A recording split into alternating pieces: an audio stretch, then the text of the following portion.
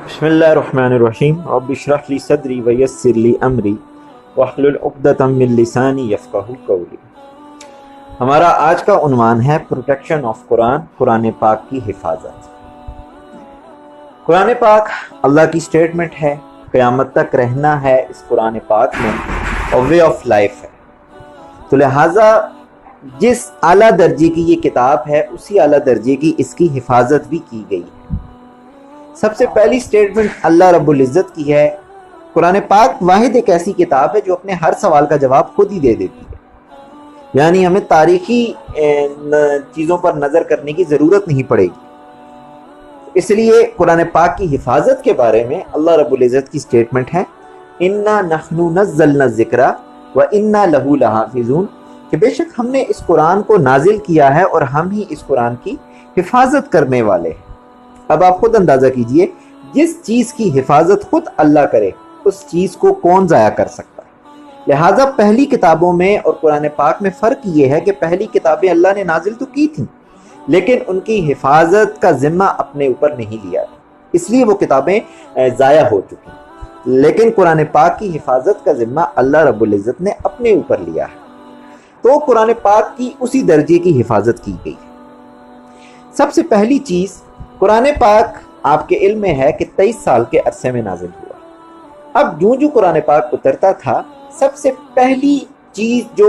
जहाँ पे कुरान पाक महफूज किया गया वो हुजूर रहमत कायनात सल्लल्लाहु अलैहि वसल्लम का मुबारक दिल था। यानी हज़रत जिब्रील जब वही लेकर नाजिल होते थे तो वो सबसे पहले हुजूर के मुबारक सीने पे उतरती थी वही, और वहाँ पे नक्श हो जाती थी। अब तो सवाल ही पैदा नहीं होता कि उस वही को कोई ज़ाया कर सके, तो लिहाजा सबसे पहले हुजूर के मुबारक सीने पे कुरान को महफूज किया गया। उसके बाद हज़रत उम्मे सलमा रज़ी अल्लाह ताला अन्हा फरमाती हैं कि हज़रत जिब्राइल अलैहिस्सलाम जब कुरान पाक लेकर नाजिल होते थे तो आप हुजूर से लिखवाते थे वो कुरान। लिखवाने का क्या मतलब, अहदीस मुबारका के अंदर आता है कि तकरीबन 42 के करीब सहाबा कराम थे जो सिर्फ इस काम के लिए ख़ास किए गए, जिन्हें कातिबीन वही कहा जाता था, यानी वही के लिखने वाले साहब।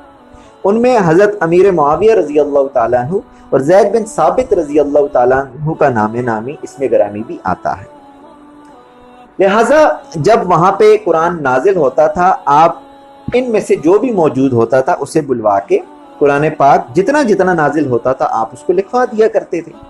लिहाजा दूसरा तरीका जो हिफाजत का किया गया हुजूर के दौर में वो लिखने का किया गया, यानी तहरीर की सूरत में उसे किताब की सूरत दी गई, उसे लिखा गया कुरान पाक। और वो मैंने आपसे अर्ज़ की कि तकरीबन इमाम शाह वलीउल्लाह रहमुल्लाह फरमाते हैं कि वो 42 के करीब सहाबा कराम थे जो कातिबीन वही के नाम से मशहूर थे और वही को लिखा करते थे। अब यहाँ पे सोचना यह है कि लिखते किस चीज़ पर। बाज़ लोग बहुत ही मामूली अंदाज में ये कह देते हैं पत्थरों पे लिखा जाता था, हड्डियों पे लिखा जाता था, चमड़े पे लिखा जाता था और खजूर की छाल पे लिखा जाता था। याद रखिए, अगर यही स्टेटमेंट आप लोगों को देंगे तो लोगों के दिलों में कुरान की अहमियत के बजाय कुरान की वैल्यू कम होगी। लिहाजा याद रखिए, उस ज़माने में कागज़ के मौजूद होने के बावजूद हुजूर सरवर कायनात सल्लल्लाहु अलैहि वसल्लम ने इन चीज़ों का अहतमाम क्यों किया, इन चीज़ों पे लिखने का। एक अहम तरीन उन्वान है कि कागज़ को छोड़ के इन चीज़ों पे क्यों लिखा गया कुरान पाक। तो याद रखिए, वो चमड़ा जिस पे कुरान लिखा जाता था वो आम चमड़ा नहीं होता, बल्कि वो ख़ास किस्म का चमड़ा होता था जिसे धूप पे सुखाने के बाद या मुख्तलिफ केमिकल उस ज़माने के जो होते थे वो लगाने के बाद उसे खुश्क किया जाता था। और जिस तरीके से वो लोग अपने खेमे बनाते थे इस चमड़े से, अक्सर अरब जो सफ़रों पे निकल जाते थे, जंगों पे निकल जाते थे, तो वो इन चमड़ों से अपने तरह तरह के खेमे बनाते थे। इसी तरह इसी चमड़े से दीगर चीज़ें बना करती थी, जहाँ और चीज़ें बनती थी वहाँ पर लिखने के लिए भी ये चमड़ा काम आता था। इसी तरह पत्थर, हड्डी, ये भी आम पत्थर और हड्डी नहीं होता था, बल्कि ये मुख्तलिफ तख्तियाँ बनाई जाती थी पत्थरों की और हड्डियों की। और हड्डी भी ऊँट की, आपको मालूम है अरब के अंदर ऊँट ज़्यादा थे, वाफिर मकदार में सहराई जहाज़ भी कहा जाता है ऊँट को। तो लिहाजा ऊँट की हड्डी चूँकि जो होती है वो ज़रा कुशादा होती है, लिहाजा ऊँट की हड्डी की तख्ती बनती थी और इसी तरह पत्थर की भी तख्ती बनती थी, जिसकी बुनियाद पर उसे इस्तेमाल के काबिल बनाया जाता था। और वो ख़ास किस्म के पत्थर और हड्डियाँ हुआ करती जो लिखने के काम आते थे। اسی طرح جو کھجور کا تنا ہوتا تھا، آج کے زمانے میں آپ مختلف درختوں کے تنے دیکھتے ہیں، مشینری کے ذریعے سے انہیں کاٹ کے بڑی زبردست قسم کی چیزیں بنائی جاتی ہیں، تو اس زمانے میں بھی اس تنے کو ایک ترتیب دے دی جاتی تھی جس کی وجہ سے وہ لکھنے کے کام آتا تھا، تو لہٰذا یہ تمام چیزیں خاص ہوا کرتی تھی، اس لیے حضور نے ان چاروں چیزوں کا انتخاب فرمایا تھا لکھنے کے لیے۔ ان چاروں چیزوں کے انتخاب کے پیچھے ایک بہت بڑی وجہ یہ تھی، آپ کو معلوم ہے کاغذ پہ جب کوئی چیز لکھی جاتی ہے تو اگر اسے پانی وغیرہ لگ جائے تو وہ چونکہ سیاہی، ایک تو آج کل کا بال پین وغیرہ اور پوائنٹرز وغیرہ ہیں، اس زمانے میں سیاہی یوز ہوتی تھی، تو لہٰذا جب سیاہی کاغذ پہ قلم سے لکھی جائے، سیاہی کو استعمال کیا جائے اور اسے پانی لگ جائے تو وہ سیاہی مٹ جاتی ہے، لہٰذا اندیشہ تھا کہ اگر کاغذ پہ لکھا جاتا قرآن پاک تو وہ ضائع ہونے کا اس کا خطرہ تھا، لہٰذا وحی کے ذریعے آپ کو یہ چاروں چیزیں بتائی گئیں، اور آپ صلی اللہ تعالیٰ علیہ وسلم نے ان چاروں چیزوں پہ لکھنے کا اہتمام صرف اس لیے کیا کہ تاکہ تادیر یہ چیزیں باقی رہ سکیں۔ اسی لیے جب زمانے صدیقی کے اندر اس چیز کی نوبت پیش آئی کہ قرآن حکیم کو ہم ایک کتابی صورت دیتے ہیں، تو حضرت زید بن ثابت رضی اللہ تعالیٰ عنہ کو انہوں نے بلوایا اور ان سے فرمایا کہ آپ وہ تختیاں لے آئیے جو حضور کے زمانے میں آپ نے لکھی تھی، تو لہٰذا حضرت زید بن ثابت رضی اللہ تعالیٰ عنہ وہ تمام کی تمام تختیاں لے کر حاضر ہو گئے جو حضور کے زمانے میں لکھی گئی تھیں۔ عرض کرنے کا مقصد یہ کہ وہ تختیاں اس وقت بھی موجود تھیں، تو لہٰذا ایک اہم ترین کام حفاظت کے سلسلے میں حضور اپنے زمانے میں لکھواتے تھے،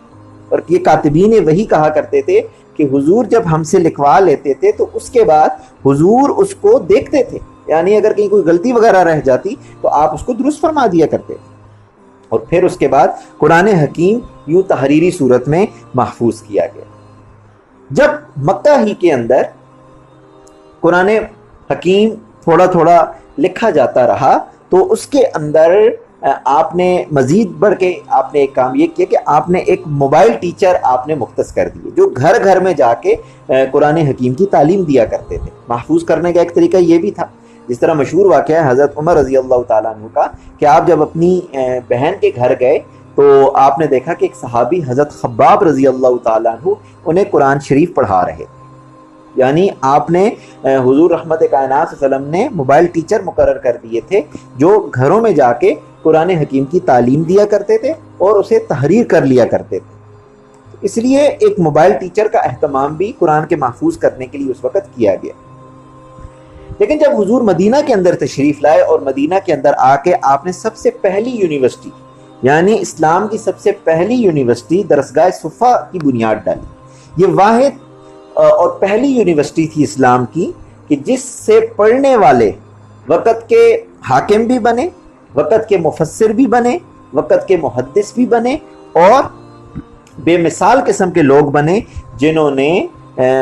دنیا کے اندر واقعتاً اسلام کو زندہ کرنے کی مثال قائم کی۔ لہٰذا مدینہ شریف کے اندر سب سے پہلی یونیورسٹی کی بنیاد ڈالی گئی، یونیورسٹی آف صفا۔ اس کے ساتھ ہی آپ نے چونکہ مسجدیں بھی بن چکی تھی تو لہٰذا اسلام مضبوطی پکڑ چکا تھا، تو لہٰذا آپ نے سب سے پہلا کام مدینہ شریف کے اندر یہ کیا کہ اسلام کے اندر جو سب سے پہلا ایجوکیشن سسٹم کے لیے ایک کام کیا گیا وہ یہ کیا گیا کہ آپ نے ایک صحابی رضی اللہ تعالیٰ عنہ کو انسپیکٹر آف ایجوکیشن بنایا کہ وہ تمام تر، تو لہٰذا انسپیکٹر آف ایجوکیشن مدینہ منورہ کے اندر یہ سب سے پہلی اسلام کے اندر بنیاد تھی کہ انسپیکٹر آف ایجوکیشن بنایا گیا، اور وہ صحابی مختلف مساجد میں اور مختلف جگہوں پہ جا کے آپ چیک کیا کرتے تھے کہ آیا قرآن پاک کی تعلیم درست طریقے سے دی جا رہی ہے یا نہیں۔ تو لہٰذا قرآن پاک کی حفاظت بڑے اہتمام کے ساتھ حضور کے زمانہ اقدس میں بھی کی گئی۔ اسی طرح جہاں قرآن پاک لکھا جاتا تھا وہیں پر قرآن پاک یاد بھی کیا جاتا تھا، یعنی جو لوگ قرآن کو لکھ لیتے تھے وہ قرآن پاک کو یاد بھی کر لیتے تھے۔ اب یاد کرنے کا اندازہ صرف اس بات سے لگا سکتے ہیں کہ بیر معونہ کے اندر جب کفار ایک سازش کے تحت 70 کے قریب صحابہ کو لے گئے اور انہوں نے کہا کہ آپ ان کو ہمارے ساتھ بھیجیں تاکہ یہ ہمیں قرآن پڑھنا سکھائیں، اور رستے میں جا کے ان ظالموں نے انہیں شہید کر دیا، تو ان صحابہ کی تعداد 70 کے قریب تھی، اور وہ 70 کے 70 صحابہ قرآن کے حافظ تھے۔ اسی طرح اگر آپ تھوڑا آگے چلیے تو جنگ یمامہ کے اندر 700 کے قریب صحابہ شہید ہوئے تھے، اور یہ 700 صحابہ کرام بھی قرآن کے حافظ تھے اور قرآن کے بڑے قسم کے قاری سمجھے جاتے تھے۔ تو لہٰذا اس چیز سے ہم اندازہ لگا سکتے ہیں کہ قرآن کو یاد کرنے کا یعنی حفظ کرنے کا کس قدر اہتمام کیا گیا۔ تو اس لیے پھر اس وقت زمانہ صدیقی کے اندر پھر اس چیز کی نوبت پیش آئی، وہ ہم اگلے سبق کے اندر پڑھ لیں گے کہ اس زمانے میں قرآن کو ایک کتابی شکل دینے کی صورت کیوں پیش آئی۔ لہٰذا حضور کے زمانے میں قرآن پاک کی حفاظت کے لیے قرآن پاک کا سب سے پہلا طریقہ حضور کے مبارک دل پہ نقش کیا گیا، اس کے بعد قرآن پاک کو لکھا گیا، اس کے بعد قرآن پاک کو حفظ کیا گیا،